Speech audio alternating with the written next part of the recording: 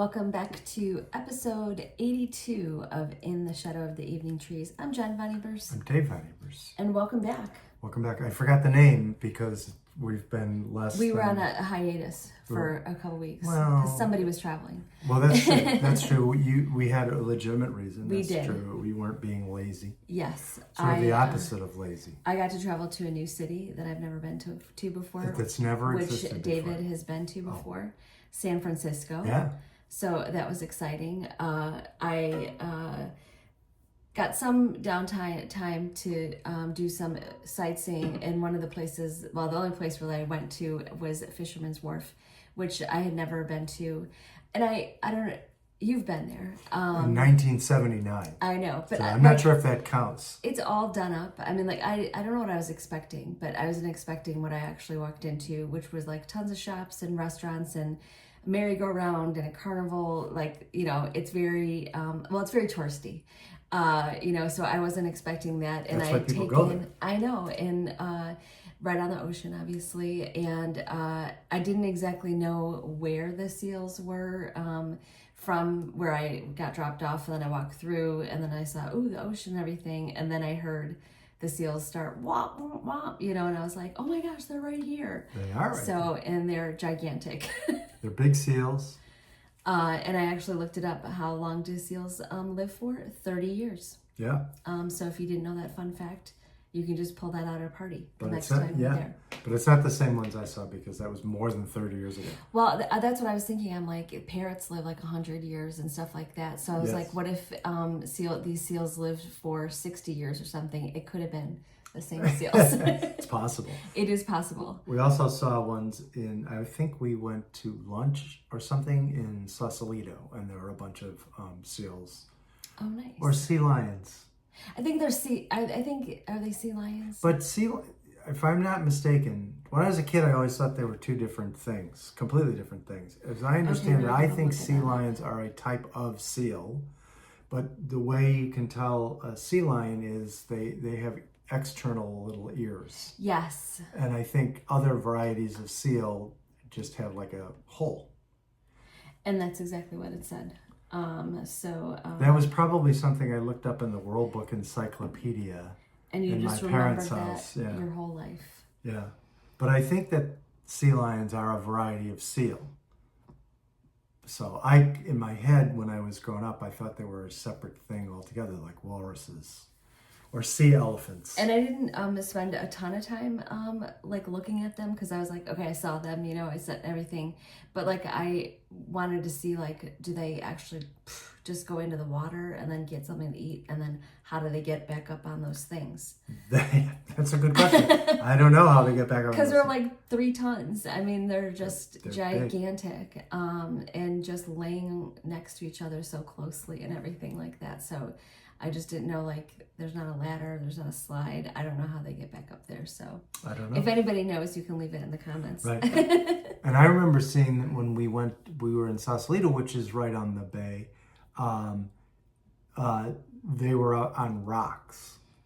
You could see them out on rocks. Yeah.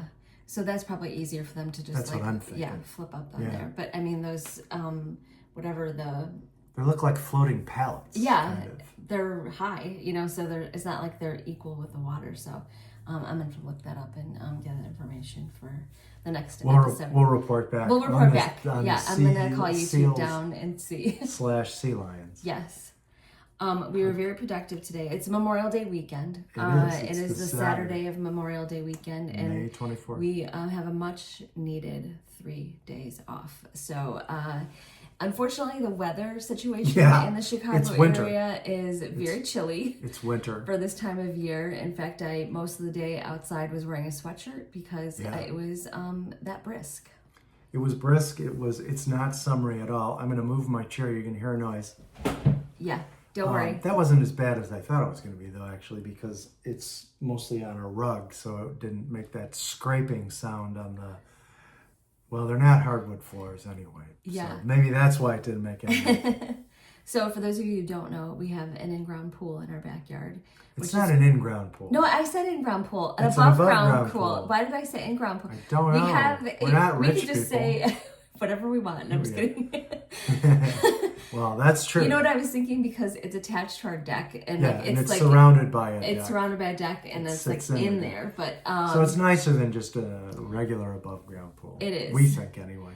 But part of that procedure is getting it ready for the summer, kind of thing. Did we talk about this before? That we opened the pool on May 12th or something like that? The pool is open, so there's a tarp that goes on there the throughout pool is open, winter. so if you want to get hypothermia, come to our house. Yeah, if you want to do a cold plunge and see how long you can be there, that should be our thing. We could do a cold plunge. I'm afraid I wouldn't make it back to the stairs. To get out. I would never want to do a cold plunge. Anywho, but over the winter there's a tarp on there, so nothing gets in there. The pool does not drain all the way out. You do not empty it all the way. It just goes below the skimmer basket, so it's like 3/4 full, I would say. Would you say? Might even be a little more than that. Yeah. I don't know. And then once they come, they take the tarp off. They clean it, put chemicals in that they need to, and then we have to fill it up with our hose. Well, they did get it started. We just had to keep an eye on it and then turn the hose off. And one of the things when we bought this house is we were just like not sure, like, will we be able to keep it up? Can we figure out how to do this and stuff? So the first 2 summers we actually had the company that is actually close to our house. It's a pool company, and they maintain it the whole time. Yeah. So we were just like, yes. They came once a week and cleaned it and changed the chemicals and all that right stuff. So we didn't have to do anything. And then by the 3rd summer, is this our 5th summer? Okay, then March or it will. That's right, it will be. Yes. So this is. It's easy to figure out because we moved in 2021, so 1 was the first one. That's kind of crazy. Or 21. So it is our 5th summer. Our 3rd summer, we're just like, I think we can do this. I think we can figure this out. So one of the things that you do, like if you want a pool, if you are thinking about getting a pool, all you have to do is actually just take the water that's in your pool, put it in a mason jar, a bottle that they give you. You take it to the store. They run it through and figure out the pH balance things, and then we buy whatever they tell us to. We put it in. Or sometimes we already have it. Or sometimes we already have it. We put it in the pool, done. Yeah. And then that's all we have to do. So once we figured that out, we're like, this is not that hard. There's a little bit more than that because we have a kind of a robotic vacuum that cleans up the bottom. You got to skim it from time to time. And you do have to put, there's certain things you're putting in every week anyway. But also we had like a canister filter originally, which basically when they did the maintenance every so often, they take it out, spray it down, let it dry off, put it back in. It was easy. Then they were actually recommended. I think they recommended to switch to a sand filter, which we did, and that's fine. But that does require a little more work. You have to backwash it probably once a week and stuff like that. So there is a little bit, but we figured out. Turns out that's not that big of a deal. Yeah, and you do most of it, so thank you. Well, once we get it all set up, it's really just switching a hose, turning it off, switching a hose, switch.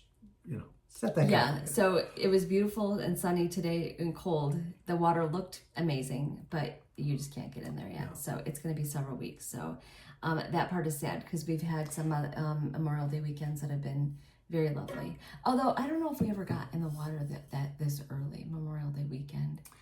Well, in the first summer we didn't have it open.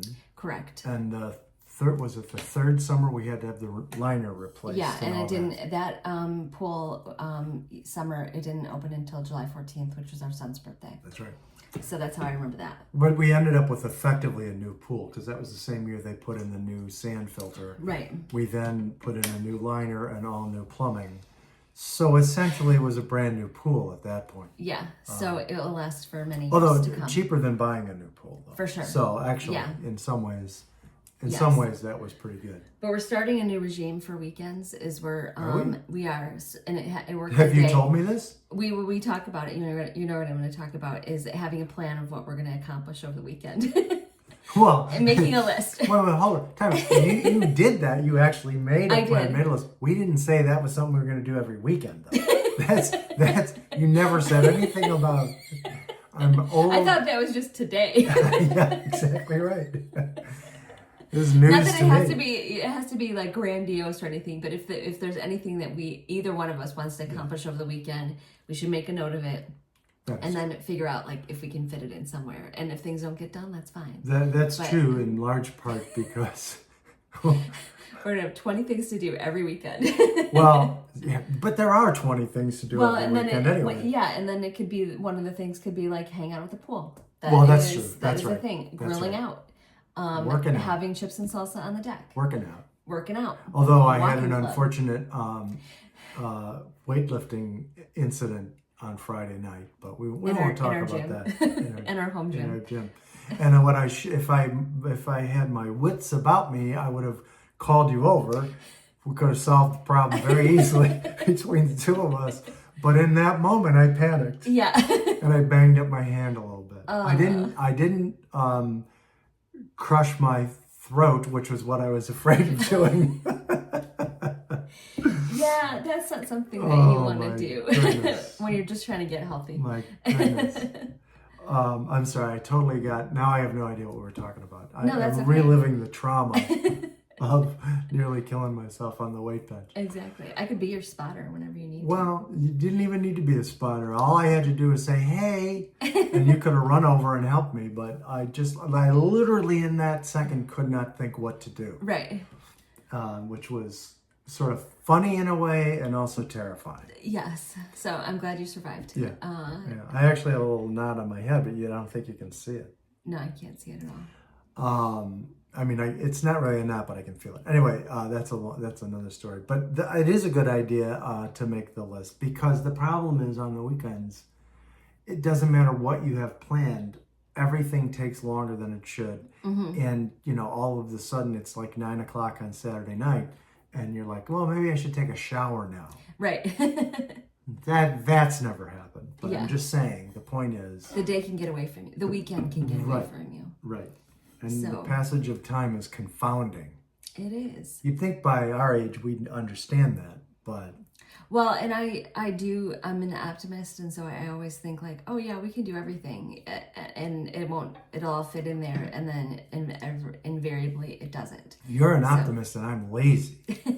So you think everything's gonna get done. I think I'm pretty happy sitting on the couch drinking some coffee. I'm also happy doing that too. That I'm not gonna lie. Although my Pioneer Woman wasn't on today, so that my cooking show wasn't on this morning, which I normally watch on Saturdays. I don't understand. It may not have anything to do with the holiday weekend, but I know that like some regular shows will like take off holiday weekends, and it's like you're not recording the show on the weekend. It's not a live show. Yeah. So why do you care the whether ability of watching TV? So you'd think they take the next week off, because that would mean they were able to take the holiday weekend off, but they couldn't prepare a show for the next week. That I would understand. Exactly. But when we had that terrible, well, no, I shouldn't say had, because God knows it'll probably happen again, but we've watched all the terrible MTV shows. Well, not all of them. No, we haven't watched all of them. We've watched some of the terrible MTV shows, and they would always do that. It was like Labor Day weekend. They wouldn't have it, and it's like, you taped this 6 months ago. Yeah. Why do you have to pretend like you're on vacation on the Saturday or whatever of Labor Day? You're actually doing whatever you want to do. Yeah. You're on vacation too. So it's confounding. It is confounding. Whereas on the other, like on game shows, they record a bunch of them in any given day. So they'll always say, it's Christmas Day, Merry Christmas. And you're like, you're not in the studio right now. Yeah, you're not recording this on Christmas Day. You recorded it last week. But we appreciate that it's on. Watched a little bit of older Jeopardy. Oh my gosh, really with Art old Fleming. With Art Fleming. So that was from kind of crazy. 1974. Look on YouTube, yeah, and the stakes were low. Yeah. The money that they won was like $450, and that was the winner. Right, because like in the Jeopardy round, it went from $10 to $50. Right. And so I assume in Double Jeopardy it was 20 to 100 or something. Yeah, but it was very crazy. low stakes. And they also had, they sat down at desks. They had almost, cups with water. Cups with water in it. I mean, I'm assuming it was water. We couldn't really tell. Maybe it was vodka. They might have had maybe they were cocktailing. Yeah, because that's one thing we do like watching Jeopardy. And even though I've watched so many episodes, I don't like retain the knowledge as much. Which I wish I did, so that I could be like, just whip out a question really fast. Especially, so you didn't have the World Book Encyclopedia. Right, exactly. I know. Or I memorized a lot of. So if I was on Jeopardy in 1973, I'd kill it, Because we had the No, but 1973 World Book Encyclopedia. you know what I had, and I bet you had this too. Did you have the Charlie Brown dictionary?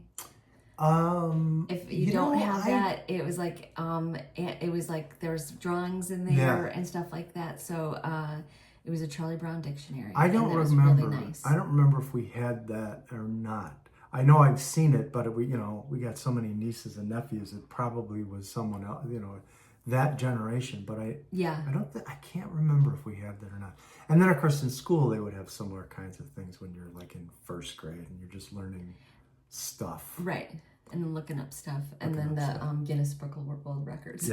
Yeah. Which there was a Jeopardy question about that. It began as a way of resolving bar bets. And then of course it was just called like the Guinness Book of Records or something like that. And then it became this big elaborate thing. Well, and it's always like, I think one of the things that I could bone up on is rivers, because there's always like something about rivers. On Jeopardy? Oh, yeah. So then I'm like, but then wait a second. Then I also need to know about mountain ranges. And then I also need to know about capitals of countries. I also need to know a lot about the Bible. I also need to know about mythology. They should really mess people up and like start asking, like have category after like the Quran. Or, various Hindu texts or something like that. Exactly. Say, you think you know the Bible? Try this. This. Shinto thing or something. I don't know. So in reality... I had a friend who actually spent time, maybe he was out of college and in graduate school. I can't remember. But he actually spent time in Japan translating ancient Japanese religious texts into modern Japanese. Yes. So that's when smart. That's when you're never going to be as smart as your friends when they do stuff like that. That ship has sailed. If one of your friends can do that. Right. And the thing was, like, he never really bragged about that, kind of thing. And so he was just like, just a regular person. But Mike if you, we can name him by name since we're saying good stuff about him. We can. Hi, Mike. But also a genuinely nice person, so it's like not somebody who's like super arrogant and stuff like that. But it turns out you actually need to know a lot about a lot of things. For Jeopardy? For Jeopardy, yeah. It's not just like, if I just knew this, then I would be good to... No, you need... and authors. That's the other one. Yeah, but the problem with the author categories is sometimes it's very recent stuff. And then I'm like, you don't understand. We had kids. I haven't been sitting around reading books lately. But if it's old stuff, if it's like stuff I read in college... For sure. Then I have a chance. Yeah, you do well. You do well on that category. But it's got to... But it literally has to be something that I read a long time ago. Because if it's anything current, I'll occasionally get, if it's a Toni Morrison novel or, something like that you actually hear about. You don't just have to have read it. People actually talk about it. So... That's the other thing I want to do is I want to read more books. That's right. Well, what are we doing? New Year's resolutions now? It's half the year's over practically. We're doing half-year resolutions. Yeah, well, no, you got to get all the way through the end of June for it to be half year. Well, I did do. I don't even know if we've talked about this. One resolution that I had for myself is less Amazon purchases. And what did I do today? I bought an ironing board on Amazon. That's okay, but I have only purchased one thing on Amazon all year, and I can't even remember what that was. But my rule is, if you can't find it in a store, and I have tons of stores near me that I can wait. It doesn't have to be something urgent that I need shipped and delivered overnight. I can actually go to the store and do that. So I was just going to try it for a month to see if I could do that. And then it's been 6 months, because at the end of last year, you can see how many times you purchased stuff last year, and it was a lot. Yeah. And it's just kind of like, what did I even get? kind of thing. And then so that kind of like spiraled into like, do you actually need all that stuff? And then the answer is no. By the way, as I'm thinking about it, we did talk about this. Okay. But that's okay. We can always talk about it. I'm still successful at it. So that's true. In our half year New Year's resolution. That's true. That's true. And the thing I don't like about ordering a lot, I try to pare down on ordering things online, is because, like, if you're going to be going to the grocery store, you're getting in the car and driving someplace anyway. If you can get that thing in that trip, then you're cutting down on, because you're going to Oh my use gosh, that yes. gas anyway. So you're cutting down on that amount of, using energy and polluting and all that. Yeah, and I'm sure the driver's like, I wonder what happened to Jennifer. Like, what is she still live there? Like, They're just knock going to on come my and door, like, are you make a okay? wellness check. Do a wellness check. We haven't seen you in a really long time. We're afraid. And that was they're going to call 911 and send the police over. And that was the thing that I had to recognize in myself that I needed to change, is because I could order something on a Monday. So we're like confessing now? Yeah. Is that what we're doing? And then maybe on Thursday, I place another order. So it wasn't even like I was putting stuff in my basket and then just like collecting a bunch of stuff and then doing it. I might just buy one or two things and then the next. But the problem with Amazon though is you can order several things and they still will come individually. Not always. Sometimes things will come together. But if they're going to come individually anyway. And their warehouses are more close to your house, so that's how you can get something overnight, because they have it in the next town over. So there is that. But except the cat. Well, we did not order it from Amazon, but we ordered a new cat fountain, and it took like 3 weeks to arrive. We thought we were catfished. I was really, I was quite convinced that the whole thing was a scam. It was on a ship. Yeah, it was on a ship for a while. But it turned out not to be a scam. We got it, and it works, except one of our cats refuses to figure out how to drink out of it. Yeah, it's Gordy. So, and we had a cat fountain before, so it's just, basically a thing, but it has a continuous flow so that your cat can see the water and stuff like that. They do not make a mess with it, so they're not one of those. We've seen cat videos where cats are splashing in the fountain, and it's just like all messy all the time. They're not like that at all. But the thing is that we discovered, apparently it's very common, but we've had lots of cats over the years, and we discovered a new thing with these ones, which is that they, and maybe a lot of other cats, have like no depth perception when they're looking at things close up. And so the one cat who now refuses to use the new fountain was the one who just couldn't figure out where the level of the water was in a bowl. So she'd have to stick her paw in, or she'd stick her face in too far and she'd get water up her nose. Right. So that's why we got the fountain. We had another fountain. It worked just fine, but it required way too much. It was too difficult to stay clean. Yeah. Too many little parts, too many crevices and things that were hard to get And you couldn't put it in the dishwasher. You couldn't put it in the dishwasher. At least I don't think you could. Yeah. But anyway, and sometimes, you'd actually, I would notice little, kind of little scum growing on the ends, and I was pretty good about cleaning it off all the time. Very good. But it'd take like a half an hour to clean the thing out. Yeah. Really, I'm not making that up. It would take me about a half hour, and it's like I don't have a half hour every day for this. No. So we got one that I think works better. It's fewer parts. It's much easier to clean. And then one of our cats. And the very one the reason we got a cat filter in the first place, she just can't figure it out. Yeah. She cannot figure it out. The other cat who would drink out of a bowl and have no problem with drinking out of a bowl, she's got it. She has no trouble with the new fountain. And Gordy has seen Waffle drink out of there, so she knows what it is and stuff like that. We keep bringing her, putting her up to it, saying, look, it's water. So now we have a regular water dish, back to the old-fashioned thing. Right. Because I don't want her to be dehydrated. For sure. And we're just going to see how it goes and see if she can gravitate to the new one, and then we can just get rid of the thing. But yeah, and I thought for sure, because Gordy walked around the whole thing. Was just inspecting it. Yeah. Like, I got this. It's similar to what you had. So it's not similar enough, apparently. Apparently so. The other one was white. This one is like well, it's stainless steel. Mostly. So maybe there is a well, yeah, I don't know if that affects her. But the thing is, the motor itself doesn't make any noise, but you can hear the water. Mm-hmm. So I thought that would also help. Like, you can actually, it's flowing water. Supposedly they like that better. I don't know. Yeah. But she can hear it. She can, you can smell. I mean, it doesn't smell bad, but like running water has a scent. Right. Anyway, doesn't seem to work. I just want to point out the fact that we've gone 24 minutes and 37 seconds without talking about politics, without talking about Donald Trump, without talking about any of that stuff. That is true. Which is maybe a record for the last, record. Year or so. Yes. And that was one of the things actually we were going to talk about. That is a true story. Is a lot of people,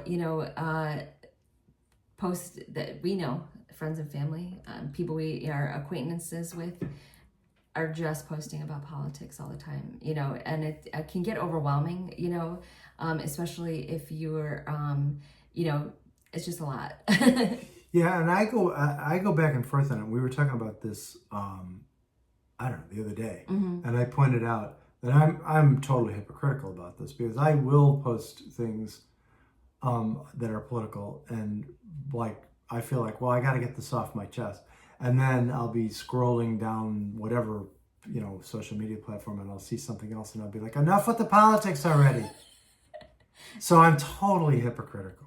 Why'd you post that? Yeah, right. Can't we have a break where I've just 30 seconds before posted something? So I'm completely hypocritical about it.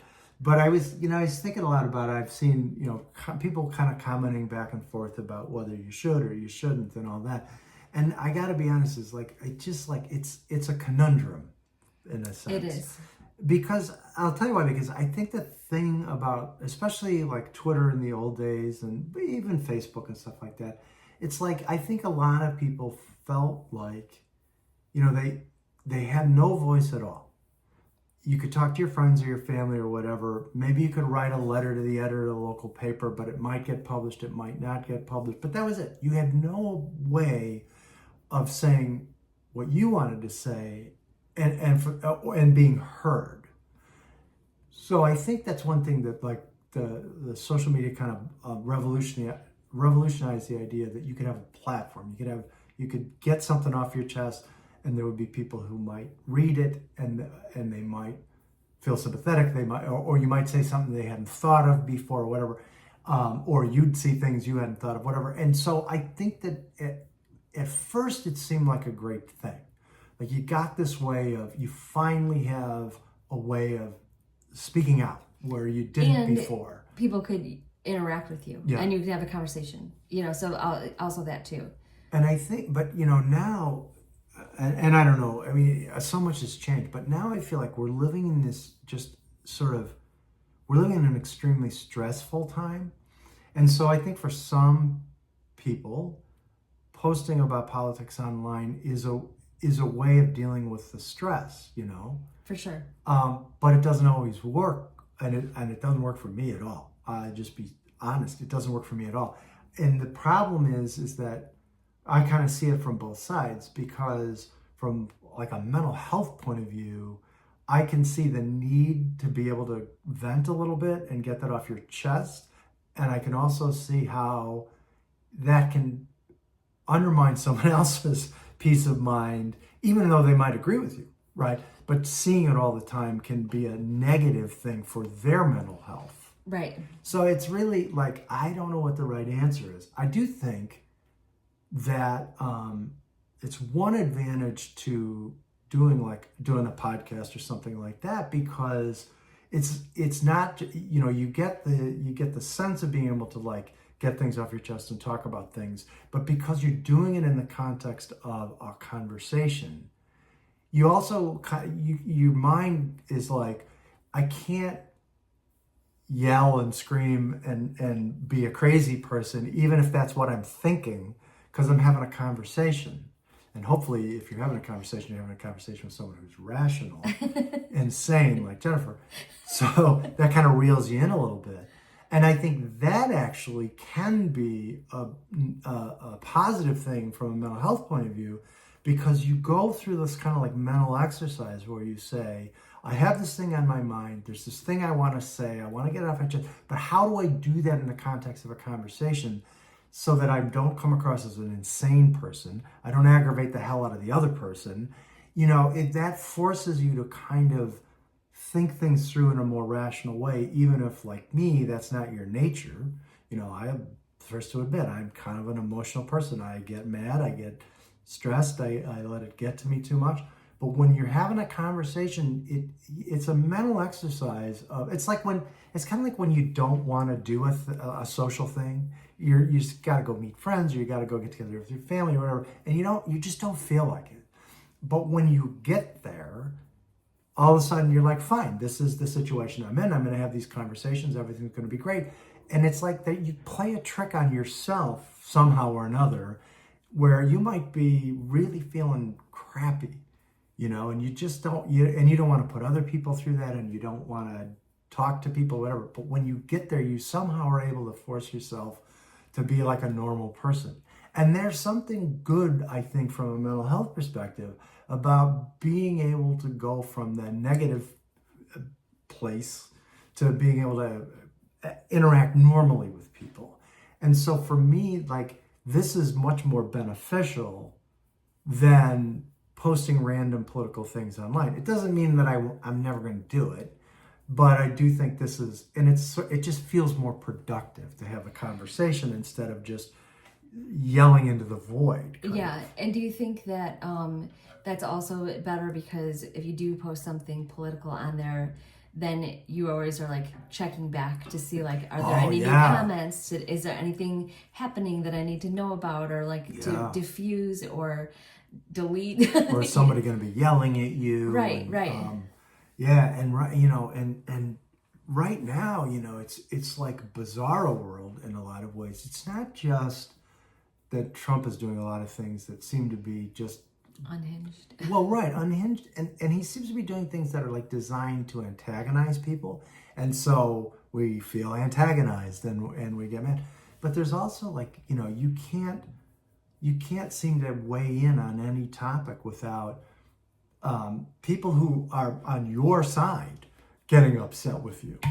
You see on the left, you'll see people saying, I'm frustrated with Democrats are not doing enough. They should be opposing Trump on this, that, and the other thing. And then there'll be other people who are like, well, listen, it's the only game in town. They're the best we can do. Stop complaining about them.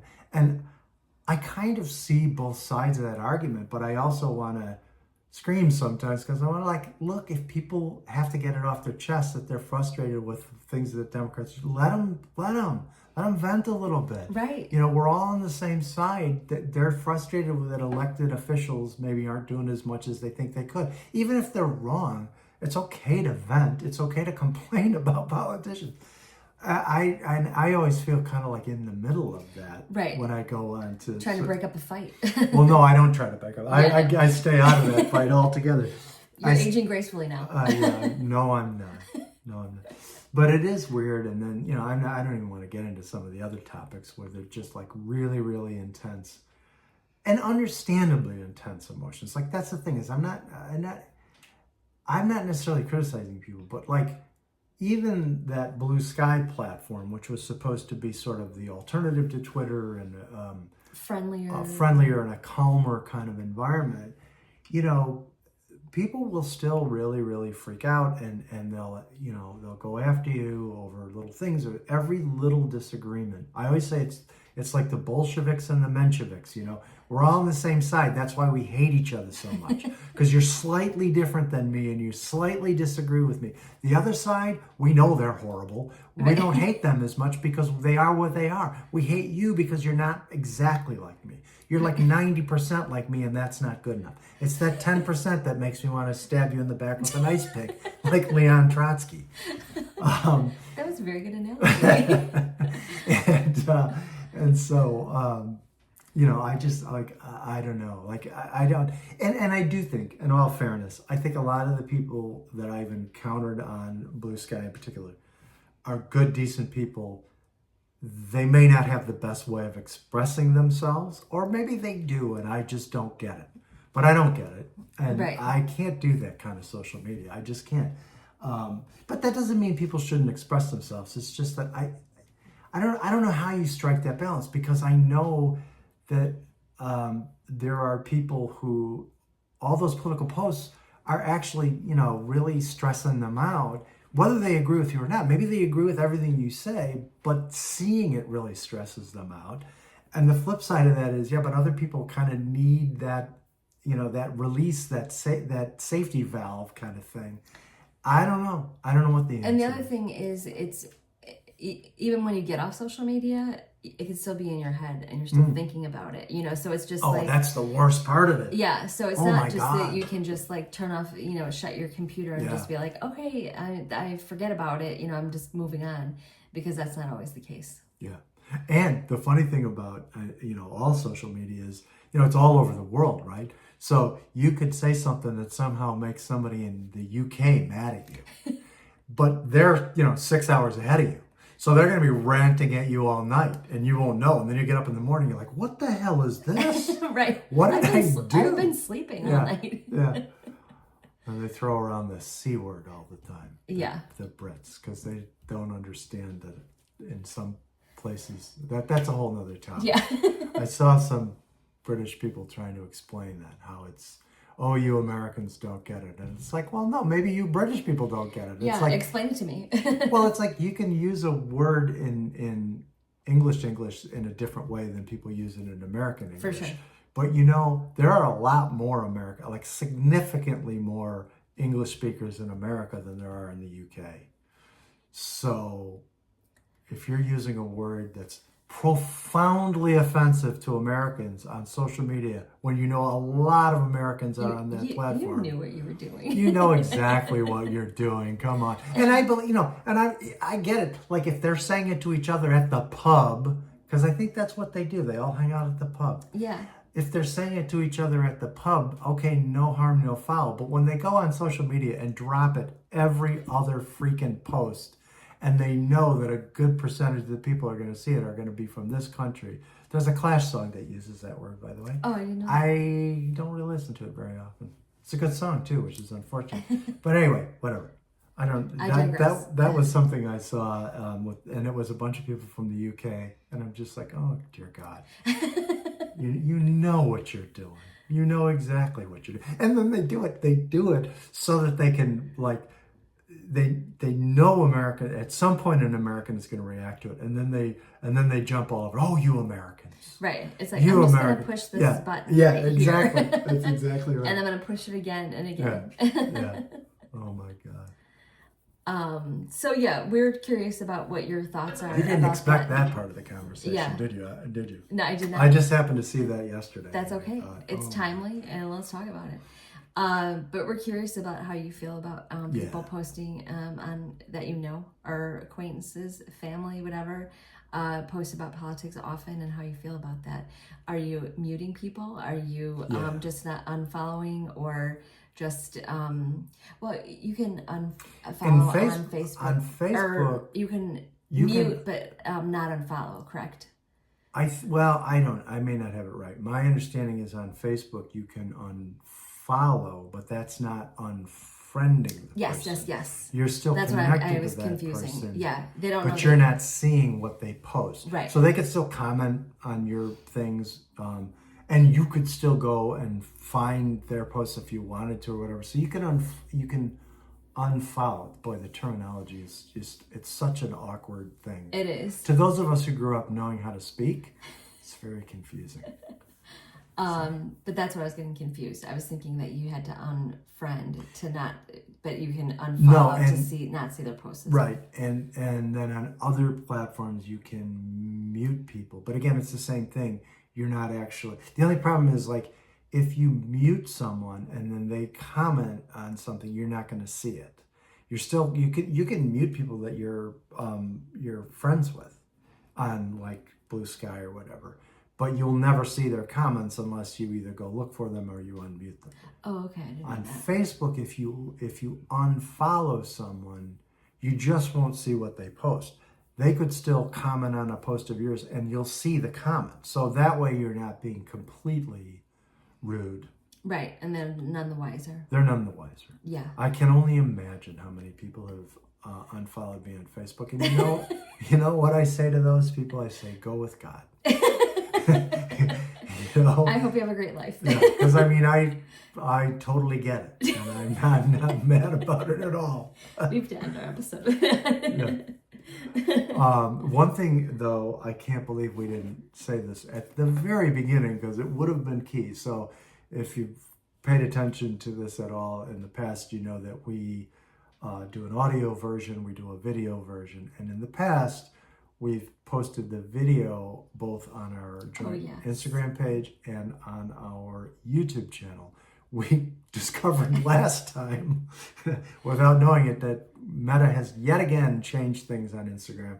And so you only see 15 minutes of it. Right. And I posted it with a description of the whole episode because I think it was you were out of town, and didn't realize that I was actually only that on I was going to say Facebook, on Instagram. It took a while to figure out that only 15 minutes of one. Then I went back in and edited the description to say for the full video, go to our YouTube channel. Yes. So anyway, we should have said it at the beginning because no one who's watching this on Instagram will have gotten this far. They will have not. And if they, so... maybe we should start over.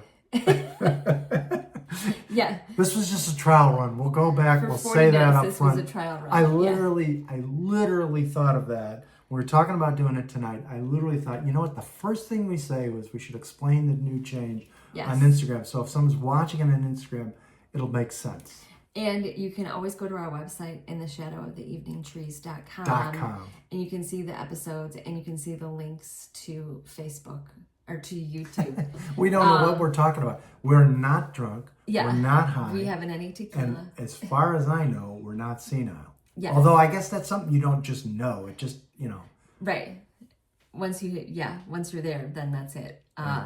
But we, the full episode you can watch on our YouTube channel is what I'm saying. So, but if they're listening, if they're listening to the audio, then yes. However, I have had people say that they have watched it on YouTube, but then with headphones, walking around, coming back, looking at it, stuff like that. So to me, like at first when we switched from just doing the podcast, so it's just talking, no, you're not on video and everything like that. I was like, oh, that's perfect, because then you can just be like looking somewhere else or like, have your hair all crazy and stuff like that. Yeah, have your hair all crazy. You could be in pajamas, Well, we could. I was gonna say no one would care if you're in pajamas. We could have a pajama episode. We could. What if we had a matching pajama episode? Yeah, we'll have to wait till Christmas. Yeah, and then we'll do our Christmas card photo. While we're recording a podcast. But at first I was just like, I don't know if I want to have a video of this as well. But actually I do like it because I do watch podcast videos. Yes. So I listen to some podcasts in the car, but then sometimes I will watch them on my computer. So, and I kind of like that because it's like watching a show.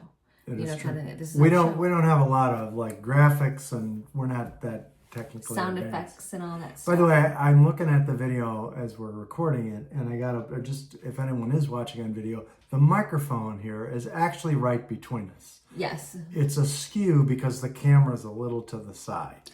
Yes. And I just burped. I burped on camera on the microphone. That's a wrap. That's a wrap. Good night, everybody.